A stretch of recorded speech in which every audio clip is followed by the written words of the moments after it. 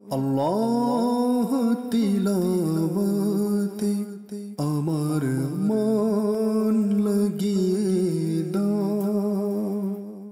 আলহামদুলিল্লাহ রাব্বিল আলামিন ওয়াসসালাতু ওয়াসসালামু আলা সাইয়্যিদিল মুরসালিন আম্মা বা'দ فأعوذ بالله من الشيطان الرجيم بسم الله الرحمن الرحيم الصلاة والسلام عليك يا رسول الله وعلى آلك وأصحابك يا حبيب الله الصلاة والسلام عليك يا نبي الله وعلى آلك وأصحابك يا نور الله প্রিয় মাদানী চ্যানেলের দর্শকবৃন্দ, আলহামদুলিল্লাহ আজ্জা ওয়া জাল উপস্থিত হয়েছি মাদানী চ্যানেল বাংলা এর অনুষ্ঠান কোরআন শিখে পড়ুন এর মধ্যে।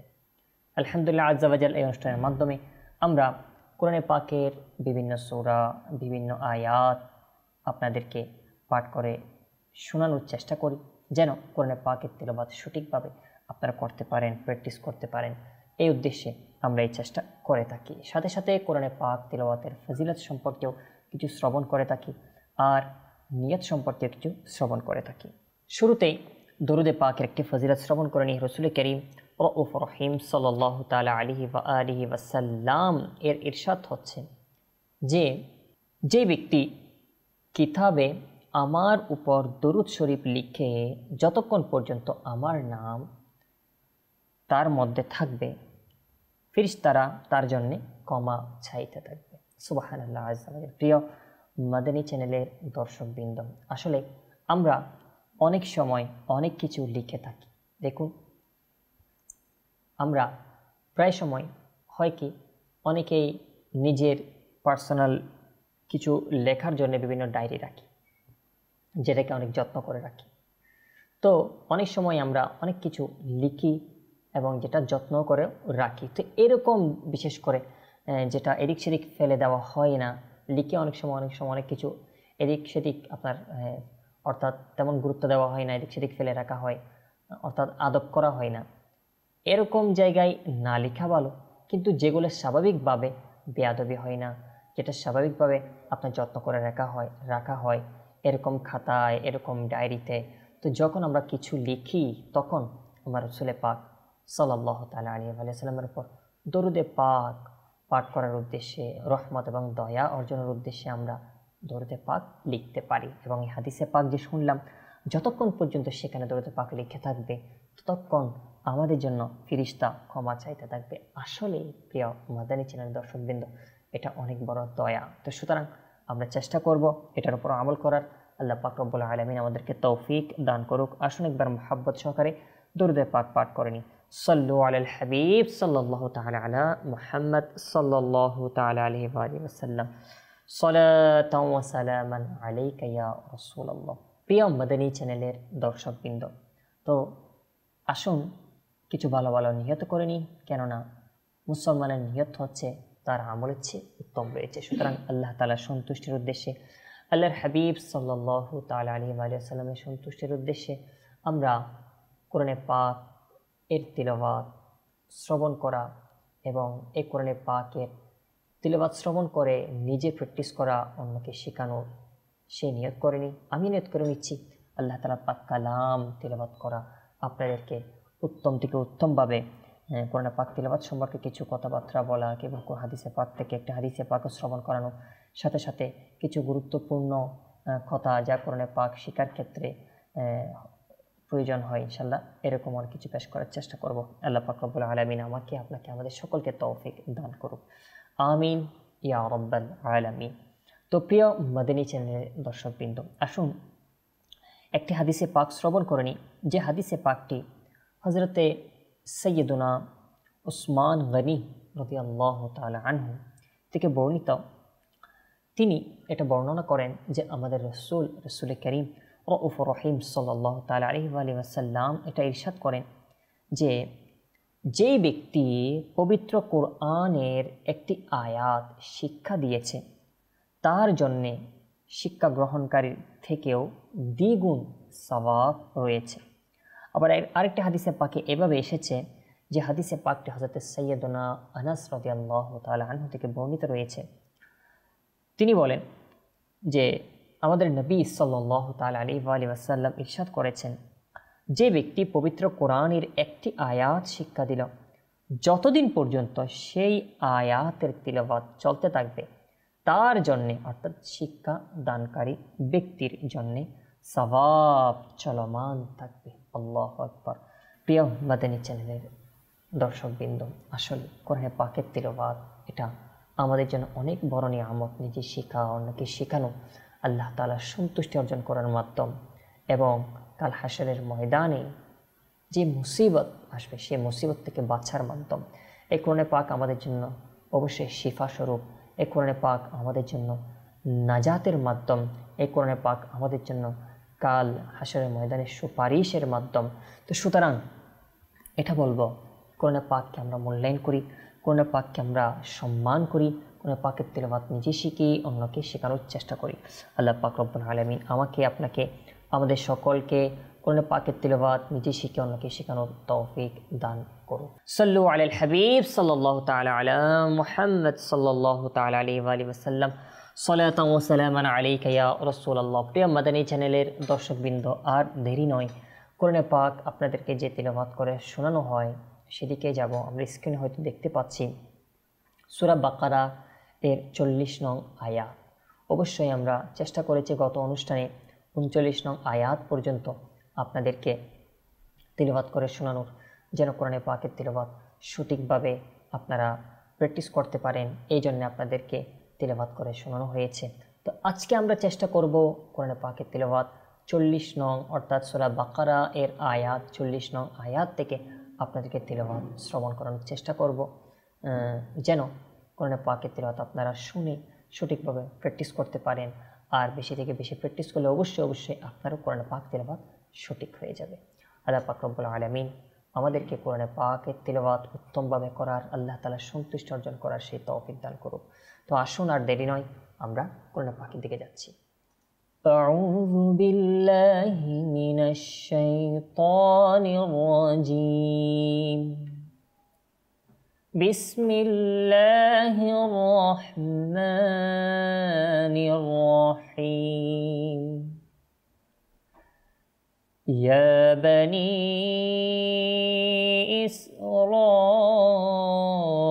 ইসরাঈল اذকুরু নি'মাতিয়াল্লাতী আন'আমতু আলাইকুম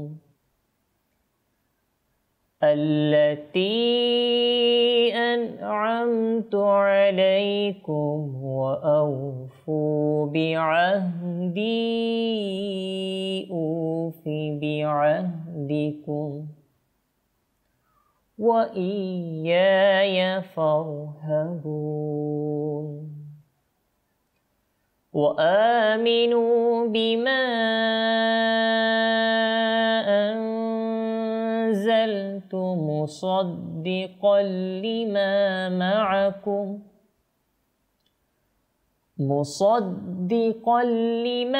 معكم ولا تكونوا أول كافر به ولا تشتروا بآياتي ثمنا قليلا وإياي فاتقون ولا تلبسوا الحق بالباطل وتكتموا الحق وأنتم تعلمون وأقيموا الصلاة وآتوا الزكاة واركعوا مع الراكعين أتأمرون الناس بالبر وتنسون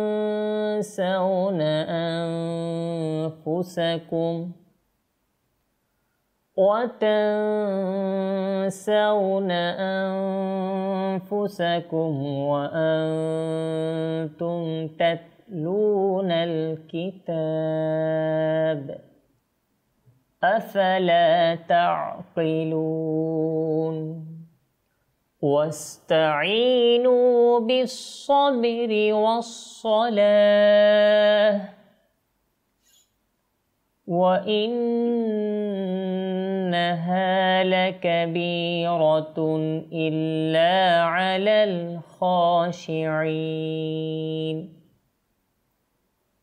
الذين يظنون أنهم ملاقو ربهم وأنهم إليه راجعون يا بني إسرائيل اذكروا نعمتي التي أنعمت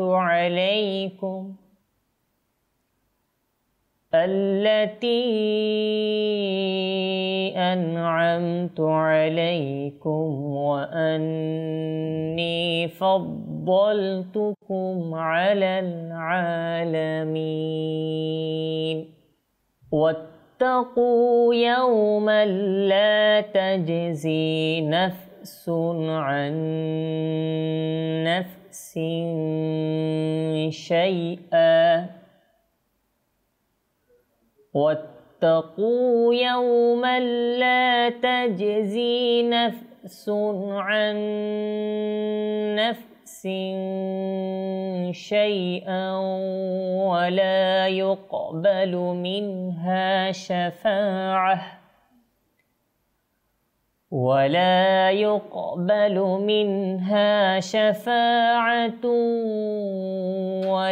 يؤخذ منها عدل ولا هم ينصرون وإذ نجيناكم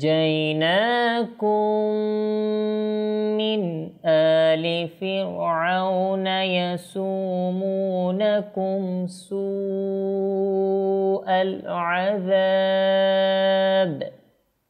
প্রিয় মাদানী চ্যানেলের দর্শকবৃন্দ দেখুন এখানে নুন সাকিন রয়েছে, নুন সাকিনের পর হামজা এসেছে, তাহলে কি হবে? ইজহার। আমি অবশ্যই নুন সাকিনের কায়দা আপনাদেরকে অনেকবার আপনাদেরকে বলেছি, এবং যারা মাদানী কায়দা এই যে সবকগুলো রয়েছে এগুলো একটু লক্ষ্য করবেন, তারা অবশ্যই সেখানে নুন সাকিনের কায়দা দেখতে পাবেন। আমি বলবো নুন সাকিনের কায়দা যেগুলো রয়েছে যেগুলো বিশেষ করে বেশি ব্যবহার হয়ে থাকে, নুন সাকিন, মিম সাকিন, এই কায়দাগুলো আপনারা যদি পারেন মুখস্থ করে ফেলেন। মুখস্থ করে তাহলে যখনই এগুলো আসবে তাহলে এটা আপনি ব্যবহার করতে খুব সহজ হয়ে যাবে। وَإِذْ نَجَّيْنَاكُمْ مِنْ آلِ فِرْعَوْنَ يَسُومُونَكُمْ سُوءَ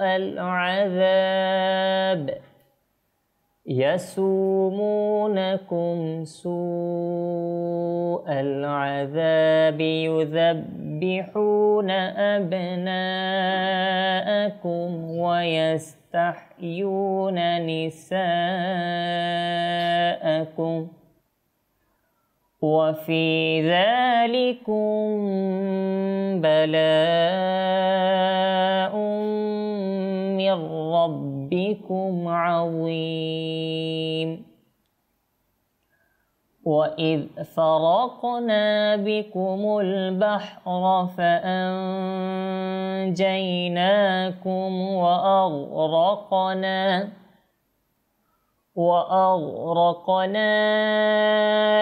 آلَ فِرْعَوْنَ وَأَنْتُمْ تَنظُرُونَ وَإِذْ فَرَقْنَا بِكُمُ الْبَحْرَ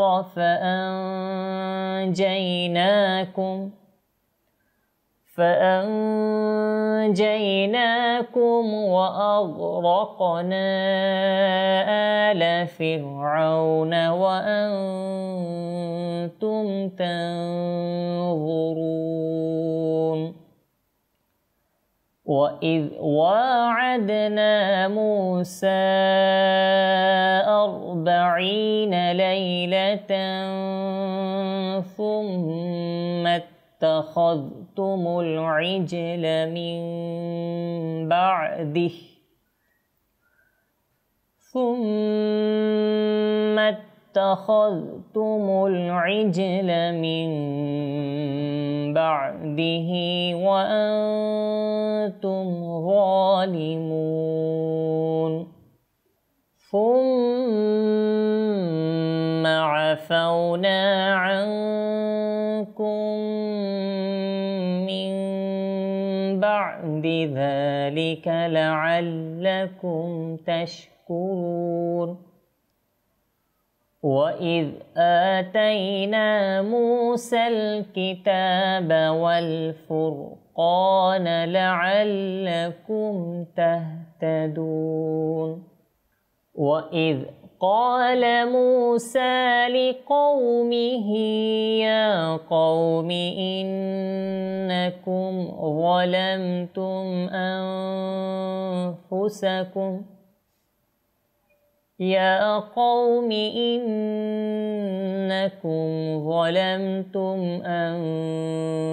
أنفسكم باتخاذكم العجل فتوبوا إلى بارئكم فاقتلوا أنفسكم ذلكم خير لكم عند بارئكم فتاب عليكم إنه هو التواب الرحيم وإذ قلتم يا موسى لن نؤمن لك حتى نرى الله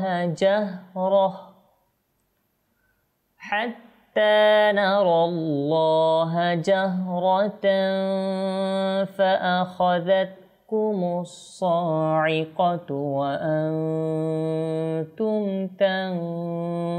تنظرون ثم بعثناكم من بعد موتكم لعلكم تشكرون وظللنا عليكم الغمام وأنزلنا عليكم المن والسلوى كلوا من طيبات ما رزقناكم وما ظلمونا ولكن كانوا أنفسهم يظلمون صدق الله العظيم وصدق رسوله النبي الكريم প্রিয় মাদানী চ্যানেলের দর্শকবৃন্দ, চেষ্টা করেছি যে কোরআনে পাকের তিলাওয়াত আপনাদেরকে শোনানোর, যেন আপনারা কোরআনে পাকের তিলাওয়াত প্র্যাকটিস করতে পারেন, সঠিকভাবে যেন কোরআনে পাক তিলাওয়াত পাঠ করতে পারেন। দেখুন প্রিয় মাদানী চ্যানেল দর্শকবৃন্দ, কোরআনে পাক এটা আল্লাহ তাআলার পাক কালাম রয়েছে। এই কোরআনে পাক আমাদের দুনিয়ার মধ্যে অনেক মুসিবত, অনেক কিছু আমরা যে দুনিয়ার মধ্যে মুসিবত ইত্যাদিতে আমরা জর্জরিত হই, এই মুসিবত থেকে বাঁচার জন্য যে ওয়াজিফা আমরা পাঠ করি, তো ওয়াজিফার মধ্যে অন্যতম একটি ওয়াজিফা হচ্ছে কোরআনে পাকের তিলাওয়াত। কোরআনে পাকের তিলাওয়াত এটা এমন একটা ওয়াজিফা বলা হয়ে থাকে যে রিওয়ায়েতে এসেছে যে আল্লাহ তাআলার কোনো বান্দা কোরআনে পাকের তিলাওয়াতের কারণে যদি আল্লাহ তাআলার দরবারে কিছু চাইতে না পারে, তো তার জন্য আল্লাহ তাআলা তো তাই দিয়ে দেন যা তার প্রয়োজন রয়েছে। সে চাইতে পারছে না, কিন্তু চাইতে না পারলেও আল্লাহ তাআলা তাকে তার যেটা চাওয়া প্রয়োজন, তার জন্য যেটা প্রয়োজন সেটা আল্লাহ তাআলা তাকে দিয়ে দেয় কোরআন পাকের তিলাওয়াতের বদৌলতে। তো সুতরাং এই কোরআন পাকের তিলাওয়াতকে অনেক বড় ওয়াজিফা হিসেবে আমরা কবুল করি, অনেক বড় নিয়ামত হিসেবে আমরা গ্রহণ করি। কোরআন পাকের তিলাওয়াত সবসময় করতে থাকি। আল্লাহ তাআলার পাক কালামের তিলাওয়াত করলে অবশ্যই আমার রব তাআলা খুশি হবেন, আমার রব তাআলার রিজা সন্তুষ্টি আমরা অর্জন করতে পারবো। আল্লাহ পাক রব্বুল আলামিন আমাকে আপনাকে আমাদের সকলকে কোরআন পাক তিলাওয়াত করার এবং আল্লাহ তাআলার সন্তুষ্টি অর্জন করার সেই তৌফিক দান করুক। আমিন। বিজাহিন নবীল আমিন সাল্লাল্লাহু তাআলা আলাইহি ওয়া সাল্লাম। সাল্লু আলাল হাবিব সাল্লাল্লাহু তাআলা আলা মুহাম্মদ সাল্লাল্লাহু তাআলা আলাইহি ওয়া সাল্লাম। সালাতান ওয়া সালামুন আলাইকা ইয়া রাসূলুল্লাহ। আল্লাহ তিলাওয়াতে আমার মন